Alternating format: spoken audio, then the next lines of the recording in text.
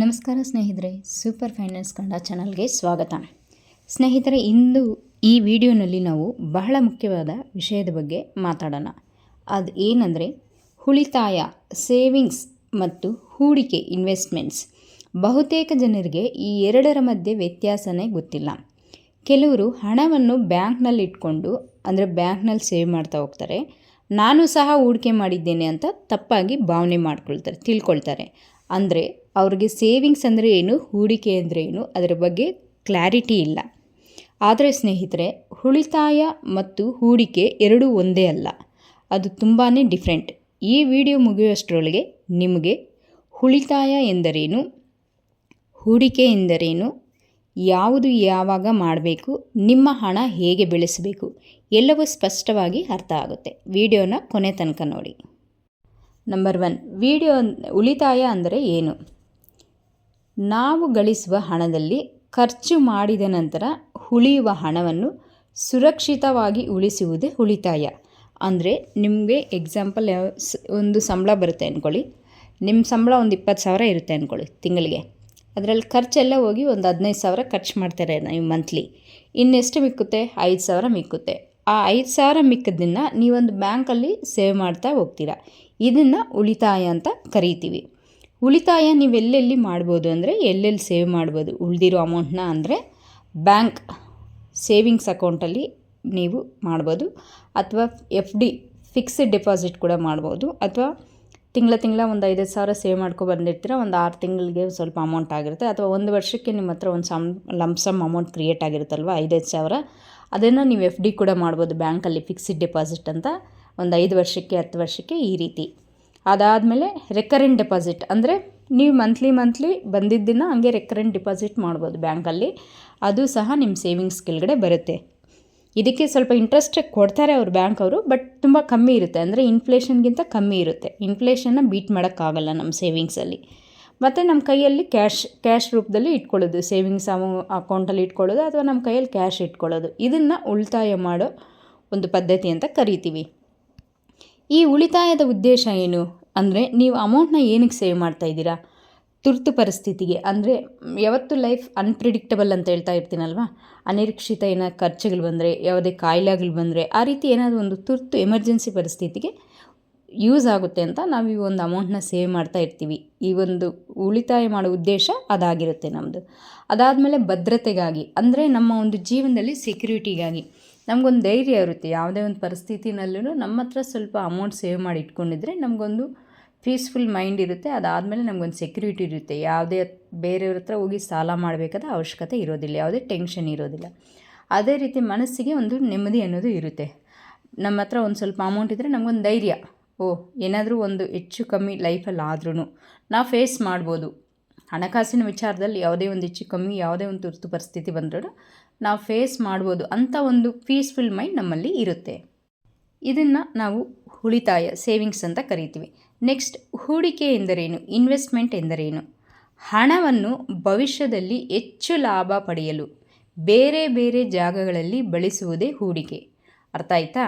ನಿಮ್ಮಲ್ಲಿ ಮಿಕ್ಕಿರ್ತಕ್ಕಂಥ ಒಂದು ಅಮೌಂಟ್ ಏನಿರುತ್ತಲ್ವ, ಸಣ್ಣ ಅಮೌಂಟ್ ಆಗಲಿ ಅಥವಾ ನೀವೆಷ್ಟು ಸೇವ್ ಮಾಡೋಕ್ಕಾಗುತ್ತೋ ಮಂತ್ಲಿ ಅಷ್ಟು, ನಿಮ್ಮ ಒಂದು ಅನುಕೂಲಕ್ಕೆ ತಕ್ಕ ಹಾಗೆ ಆ ಒಂದು ಅಮೌಂಟ್ನ ನೀವು ಯಾವುದೇ ಒಂದು ಸೇವಿಂಗ್ಸ್ ಅಕೌಂಟ್ ಅಥವಾ ಮನೆಯಲ್ಲಿ ಆ ರೀತಿ ಇಡದೆ, ಸೇವ್ ಮಾಡದೆ, ಆ ಅಮೌಂಟ್ ಭವಿಷ್ಯದಲ್ಲಿ ಹೆಚ್ಚು ಲಾಭ ಪಡಿಬೇಕು. ಅಂದರೆ ಅದರಿಂದ ನಿಮಗೆ ಹೆಚ್ಚು ಅಮೌಂಟ್ ಬರಬೇಕು, ಇಂಟ್ರೆಸ್ಟ್ ಬರಬೇಕು, ಅಥವಾ ಆ ಅಮೌಂಟ್ ನಿಮಗೋಸ್ಕರ ಕೆಲಸ ಮಾಡಬೇಕು, ಆ ಒಂದು ಅಮೌಂಟ್ ನಿಮಗೋಸ್ಕರ ದುಡಿಬೇಕು. ಈ ರೀತಿ ಒಂದು ಬೇರೆ ಬೇರೆ ಕಡೆ ನೀವು ಆ ಅಮೌಂಟ್ನ ಹೂಡಿಕೆ, ಇನ್ವೆಸ್ಟ್ಮೆಂಟ್ ಮಾಡೋದನ್ನು ಹೂಡಿಕೆ ಅಂತ ಕರಿತೀವಿ. ಉದಾಹರಣೆಗೆ, ನೀವೊಂದು 5,000ನ ಮ್ಯೂಚುವಲ್ ಫಂಡ್ ಅಥವಾ ಶೇರ್ಗಳಲ್ಲಿ ಹಾಕ್ತೀರಾ ಅಂದ್ಕೊಳ್ಳಿ, ಅದನ್ನು ಹೂಡಿಕೆ. ಇದಕ್ಕೆ ಮೊದಲು ನೀವೇನು ಮಾಡ್ತಾಯಿದ್ರಿ, ಅದೇ 5,000ನ ನಿಮ್ಮ ಹತ್ರ ಕ್ಯಾಶ್ ರೂಪದಲ್ಲಿ ಇಟ್ಕೊಳ್ತಾ ಇದ್ರಿ, ಅಥವಾ ಸೇವಿಂಗ್ಸ್ ಅಕೌಂಟಲ್ಲಿ ಮಂತ್ಲಿ 5,000 ಸೇವ್ ಮಾಡ್ತಾಯಿದ್ರಿ, ಅಥವಾ ರೆಕರೆಂಟ್ ಡೆಪಾಸಿಟ್ ಈ ರೀತಿ ಮಾಡ್ತಾಯಿದ್ರಿ. ಅಲ್ಲಿ ನೀವು ಯಾವುದೇ ರೀತಿ ಇನ್ಫ್ಲೇಷನ್ನ ಬೀಟ್ ಮಾಡೋಕ್ಕಾಗಲ್ಲ, ಅಥವಾ ನಿಮ್ಗೆ ಯಾವುದೇ ರೀತಿ ಹೆಚ್ಚು ಇಂಟ್ರೆಸ್ಟೆಡ್ ಸಿಗೋದಿಲ್ಲ. ಜಸ್ಟ್ ನಿಮ್ಮ ಅಮೌಂಟ್ ಇರುತ್ತಷ್ಟೇ. ಇಲ್ಲ ಬ್ಯಾಂಕಲ್ಲಿ FD ಅಥವಾ RD ಮಾಡಿದ್ರೆ ಅದರಲ್ಲೊಂದು 5-6% ರಿಟರ್ನ್ಸ್ ನಿಮಗೆ ಪರ್ ಆ್ಯನಮ್ ಕೊಡ್ಬೋದು, ಇಂಟ್ರೆಸ್ಟೇ. ಆದರೆ ಇಲ್ಲಿ ಮ್ಯೂಚುವಲ್ ಫಂಡ್ ಅಥವಾ ಶೇರುಗಳಲ್ಲಿ ನೀವು ಹೂಡಿಕೆ ಮಾಡಬೇಕು, ನಿಮ್ಮ ಅಮೌಂಟ್ನ ಇನ್ವೆಸ್ಟ್ಮೆಂಟ್ ಮಾಡಬೇಕು. ಈ ಒಂದು ಇನ್ವೆಸ್ಟ್ಮೆಂಟ್ ಮಂತ್ಲಿ ಈ ರೀತಿ ಈ ಒಂದು ಫೈನಾನ್ಷಿಯಲ್ ಇನ್ಸ್ಟ್ರೂಮೆಂಟ್ಸಲ್ಲಿ ಇನ್ವೆಸ್ಟ್ ಮಾಡೋದನ್ನು ಹೂಡಿಕೆ ಅಂತ ಕರಿತೀವಿ. ಇಲ್ಲಿ ನೀವು ಹೂಡಿಕೆ ಮಾಡಬೇಕಂದ್ರೆ ಡಿಫ್ರೆಂಟ್ ಟೈಪ್ಸ್ ಆಫ್ ಇನ್ಸ್ಟ್ರೂಮೆಂಟ್ಸ್ ಇದೆ, financial instruments. Different types of ದಾರಿಗಳಿದೆ. ಅದು ಯಾವುದ್ಯಾವುದಂದರೆ ಮ್ಯೂಚುವಲ್ ಫಂಡ್ ಇರ್ಬೋದು, ಶೇರು ಮಾರುಕಟ್ಟೆ ಇರ್ಬೋದು, ಚಿನ್ನ ಗೋಲ್ಡ್ ಇರ್ಬೋದು, ರಿಯಲ್ ಎಸ್ಟೇಟಲ್ಲೂ ಇನ್ವೆಸ್ಟ್ಮೆಂಟ್ ಮಾಡ್ಬೋದು. ಸಿಪ್ ಅಂದರೆ ಸಿಸ್ಟಮ್ಯಾಟಿಕ್ ಇನ್ವೆಸ್ಟ್ಮೆಂಟ್ ಪ್ಲ್ಯಾನ್ ಅಂತ ಕರಿತೀವಿ ಮ್ಯೂಚುವಲ್ ಫಂಡಲ್ಲಿ, ಇದರಲ್ಲೂ ಇನ್ವೆಸ್ಟ್ಮೆಂಟ್ ಮಾಡ್ಬೋದು.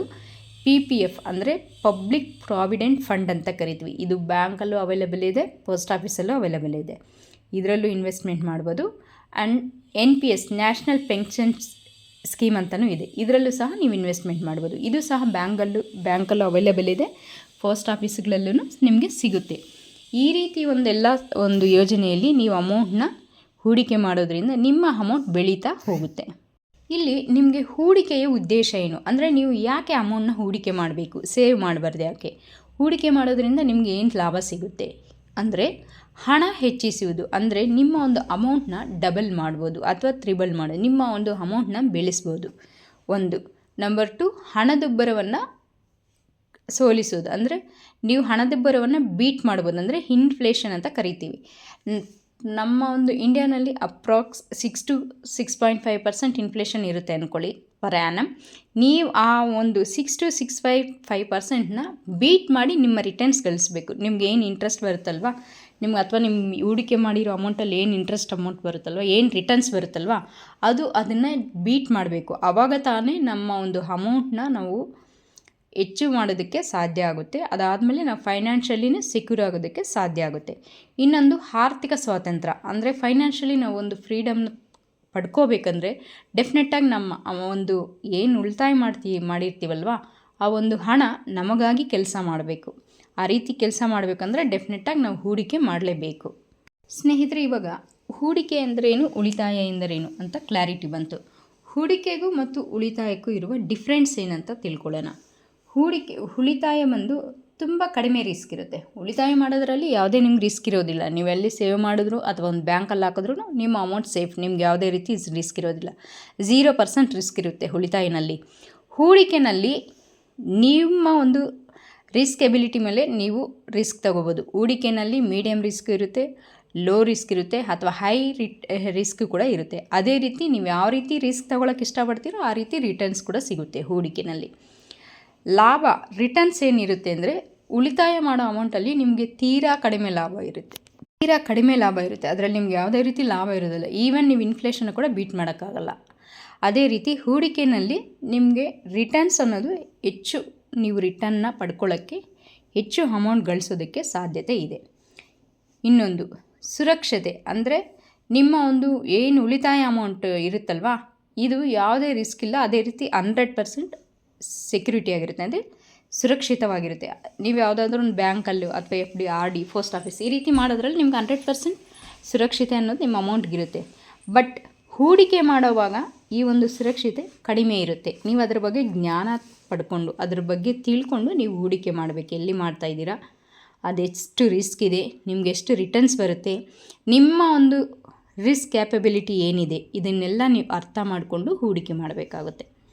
ಹಣ ಬೆಳವಣಿಗೆ, ಅಂದರೆ ನಮ್ಮ ಒಂದು ಅಮೌಂಟ್ ಯಾವ ರೀತಿ ಗ್ರೋ ಆಗುತ್ತೆ ಅಂದರೆ ಉಳಿತಾಯನಲ್ಲಿ ನಿಧಾನಕ್ಕೆ ಗ್ರೋ ಆಗುತ್ತೆ.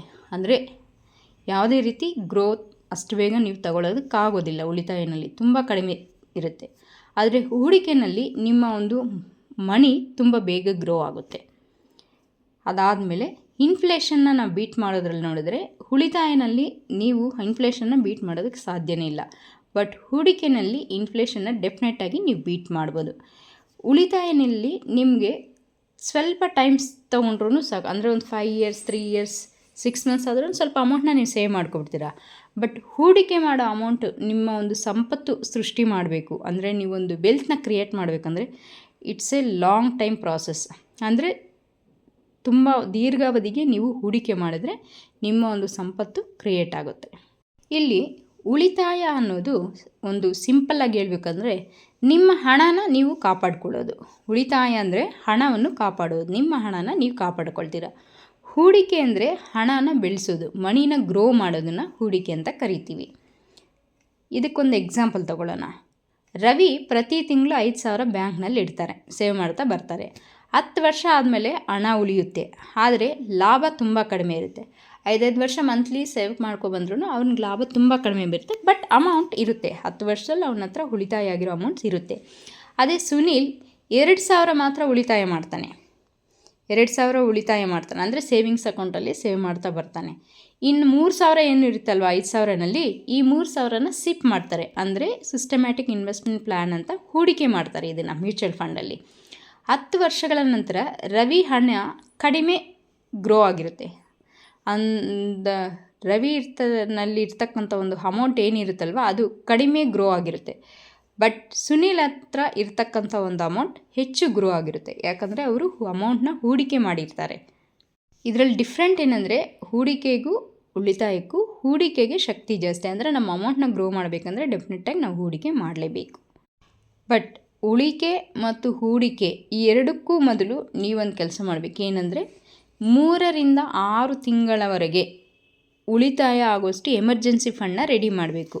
ಏನಿದೆ ಎಮರ್ಜೆನ್ಸಿ ಫಂಡ್ ಅಂದರೆ, ಸಪೋಸ್ ನಿಮ್ಗೆ ಯಾವುದೇ ರೀತಿ ಅನಾರೋಗ್ಯ ಆದ್ರೂ, ನೀವು ಜಾಬ್ ಮಾಡೋಕ್ಕಾಗದೇ ಇದ್ರೂ, ನಿಮ್ಮ ಒಂದು ಜಾಬ್ ನೀವು ಕಳ್ಕೊಂಡ್ರೂ, 6 ಮಂತ್ಸ್ ನಿಮ್ಮ ಒಂದು ಫ್ಯಾಮ್ಲಿ ಯಾವುದೇ ಫೈನಾನ್ಷಿಯಲಿ ಒಂದು ಸಫರ್ ಆಗದಿರ ಸರ್ವೈವ್ ಆಗಬೇಕಂದ್ರೆ ನಿಮ್ಮ ಮಂತ್ಲಿ ಖರ್ಚು ಎಷ್ಟಿದೆ ಅಂತ ನೀವು ಕ್ಯಾಲ್ಕುಲೇಟ್ ಮಾಡಿ ಅಪ್ ಟು 3 to 6 ಮಂತ್ಸ್ಗೆ ಅಂದರೆ ಎಷ್ಟು ಅಮೌಂಟ್ ಬೀಳುತ್ತೆ ಅಂತ ಹೇಳಿ ಆ ಒಂದು ಅಮೌಂಟ್ನ ಕ್ಯಾಲ್ಕುಲೇಟ್ ಮಾಡಿ 6 ಮಂತ್ಸ್ ತನಕ ಆ ಒಂದು ಮನಿನ ನೀವು ಸೇವ್ ಮಾಡಿ ಒಂದು ಕಡೆ ನೀವು ಅದು ಎಮರ್ಜೆನ್ಸಿ ಆ ರೀತಿ ಒಂದು ಸಿಚುವೇಶನ್ ಬಂದರೆ ಮಾತ್ರ ಯೂಸ್ ಮಾಡೋ ಥರ ಎಮರ್ಜೆನ್ಸಿ ಫಂಡ್ನ ಕ್ರಿಯೇಟ್ ಮಾಡಿ ಉಳಿತಾಯ ಮಾಡಿ ಒಂದು ಲಿಕ್ವಿಡ್ ಫಂಡ್ ಅಥವಾ ಒಂದು ಬ್ಯಾಂಕ್ ಸೇವಿಂಗ್ಸ್ ಅಕೌಂಟಲ್ಲಿ ಫಸ್ಟ್ ನೀವು ಉಳಿತಾಯ ಮಾಡಬೇಕು. ಆದಮೇಲೆ ನೀವು ಹೂಡಿಕೆ ಬಗ್ಗೆ ಯೋಚನೆ ಮಾಡಬೇಕು.